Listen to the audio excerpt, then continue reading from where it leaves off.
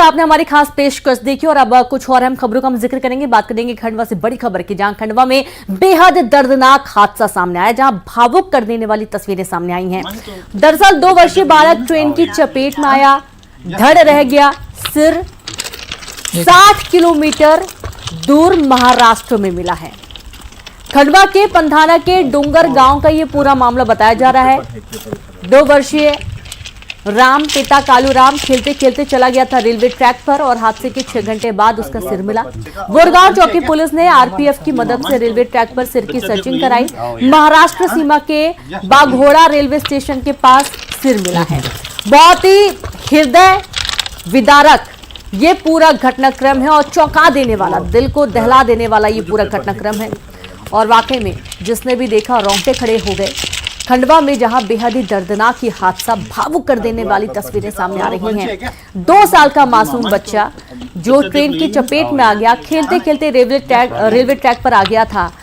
60 kilometre दूर महाराष्ट्र में सिर मिला है। संवाददाता अमित जायसवाल जुड़े। अमित, वाकई में बहुत ही दर्दनाक ये पूरा घटनाक्रम है। बच्चा जब रेलवे ट्रैक पर पहुंचा, क्या किसी ने देखा नहीं, हटाया नहीं और इतना बड़ा हादसा हो गया?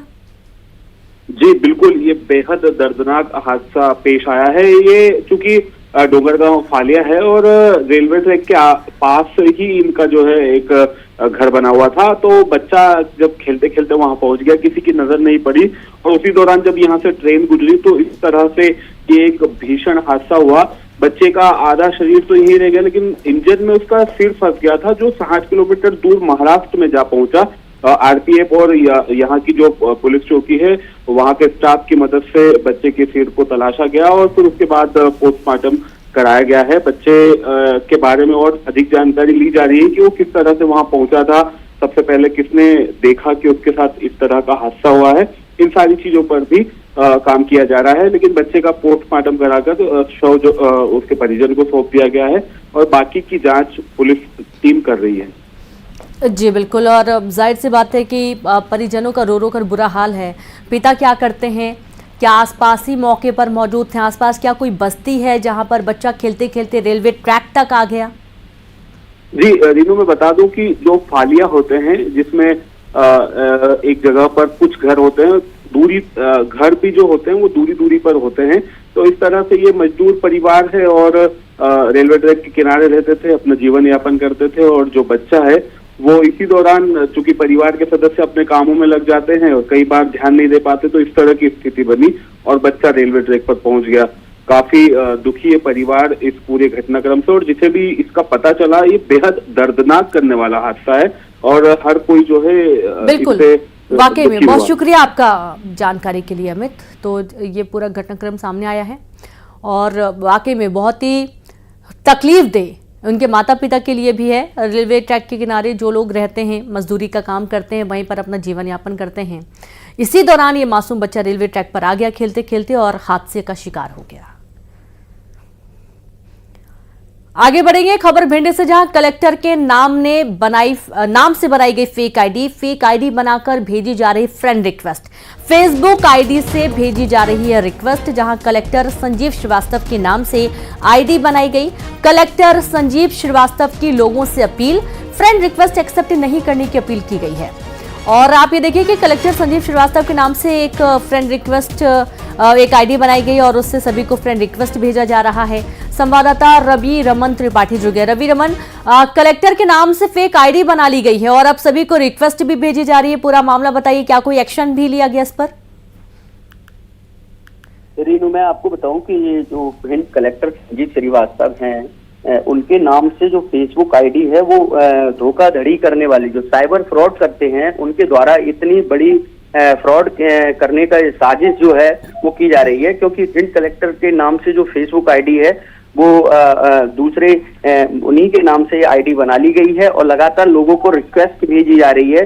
लोगों को ये समझ में नहीं आ रहा कि कलेक्टर के द्वारा ये फ्रेंड रिक्वेस्ट भेजी जा रही है किसी दूसरे के द्वारा। जब इस मामले को लेकर स्वयं जो धोखाधड़ी करने वाले के द्वारा जब फ्रेंड रिक्वेस्ट भेजी गई कलेक्टर के फेसबुक पर, तो उनके वो भी हैरान रह गए कि मतलब साइबर ठगों के द्वारा एक जिले का जो दंडाधिकारी होता है, जिले का जो मालिक होता है, प्रशासनिक व्यवस्था को संभालने वाला व्यक्ति जो होता है उसी के द्वारा इतनी बड़ी धोखाधड़ी की जा रही है, तो आम लोगों के साथ कितनी बड़ी।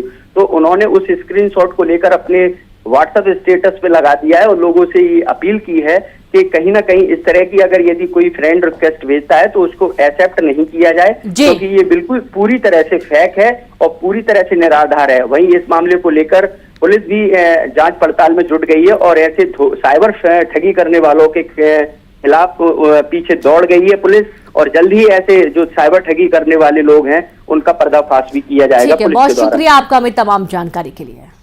रवि रमन, बहुत शुक्रिया आपका तमाम जानकारी साझा करने के लिए। तो अब ये स्क्रीनशॉट लेकर कलेक्टर ने खुद शेयर किया है और उनका ये कहना है कि कोई भी इस रिक्वेस्ट को एक्सेप्ट ना कर और उसके खिलाफ एक्शन लिए जाने की बात भी कही जा रही है।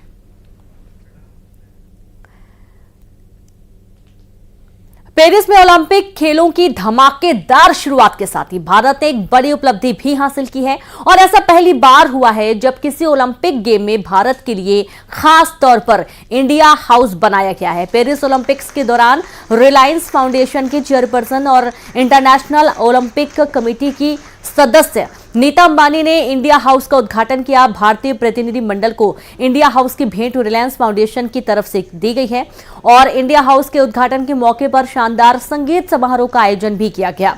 उद्घाटन समारोह में फ्रांस में भारत के राजदूत जावेद अशरफ, बीसीसीआई के सचिव जय शाह, ओलंपिक से स्वर्ण पदक विजेता अभिनव बिंद्रा और इंडियन ओलंपिक्स एसोसिएशन के अध्यक्ष पीटी उषा भी शामिल थे। इंडिया हाउस के उद्घाटन के मौके पर रिलायंस फाउंडेशन के चेयरपर्सन नीता अंबानी ने कहा, पेरिस ओलंपिक्स में हम सब एक सपने को सच करने के इरादे से आए हैं। नीता अंबानी ने कहा कि 140 करोड़ भारतीयों का सपना है कि भारत में भी ओलंपिक गेम्स हों और पेरिस ओलंपिक्स में बना इंडिया हाउस इसी सपने को पूरा करने की दिशा में एक कदम साबित होगा। नीता अंबानी ने कहा कि पेरिस ओलंपिक्स के दौरान इंडिया हाउस हमारे एथलीटों के लिए अपने घर से दूर एक दूसरे घर की तरह का एहसास कराएगा। More power to Jyoti and every young girl and boy in India and around the world who find the courage, passion and discipline to chase their dreams and make them come true.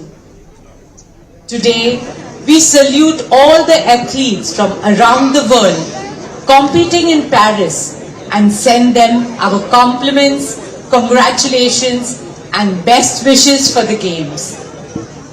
Friends, at India House, we welcome the world to experience the beauty, diversity and rich heritage of India right here in the heart of Paris.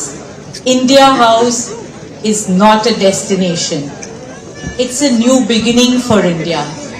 And to celebrate it, we have a short program that brings you the essence and the spirit of our country. I hope you enjoy it and I wish you all a wonderful time at the Games. May they embody the noble values of sport and Olympism. Sport is the biggest unifier and our world and our children need it now more than ever before. Thank you. धन्यवाद. जय हिंद. पहले तो स्वागत है आपका India house में। बहुत खुशी हो रही है आज कि ओलंपिक के इतिहास में, in the history of Olympics, this is the first time India has its own house और this is a place that we are going to celebrate our athletes, cheer for them, and it's going to be a home away from home for them. So we are looking forward to all the celebrations in the coming 2 weeks at the India House. To be here on an occasion where India House has been inaugurated as one of the country houses for our Olympians, here like a home away from home where they can feel, so much more relaxed and confident. And I'm told that the preparations for this time's Olympics have been solid, absolutely amazing. Also because my own cousin, my first cousin, Dola Banerjee, Rahul Banerjee, they're both Arjuna awardees, and they're both they're coaching their archery team. So I'm very excited for the archery team especially, as well as badminton, as well as weightlifting. I've been told wrestling, shooting. So we got some great prospects this time. 117 of our athletes are competing, and I think the last highest tally we had was 7 from the Tokyo Olympics. I'm sure you can look at all of them here. We're surely going to go from 7 to at least 17, 20, who knows. Our hockey team is looking good, so I'm really excited, Hope I brought some luck by being the first performer to be here at India House. वहीं Reliance industries के chairman Mukesh Ambani और उनकी पत्नी Reliance foundation की chairperson Nita Ambani ने Paris में France के राष्ट्रपति इमैनुअल मैक्रों से मुलाकात की, जिसकी तस्वीरें भी सामने आई हैं, जिसमें रिलायंस चेयरमैन मुकेश अंबानी और इमैनुअल मैक्रों गर्मजोशी के साथ एक दूसरे से हाथ मिलाते नजर आ रहे हैं। और उसके बाद हुई मीटिंग में मुकेश अंबानी, नीता अंबानी और इमैनुअल मैक्रों के बीच कई अहम मसलों को लेकर बातचीत हुई। आपको बता दें कि शुक्रवार को पेरिस ओलंपिक के उद्घाटन समारोह में मुकेश अंबानी और नीता अंबानी शामिल हुए थे। Nita Ambani international Olympic committee की मेंबर भी हैं।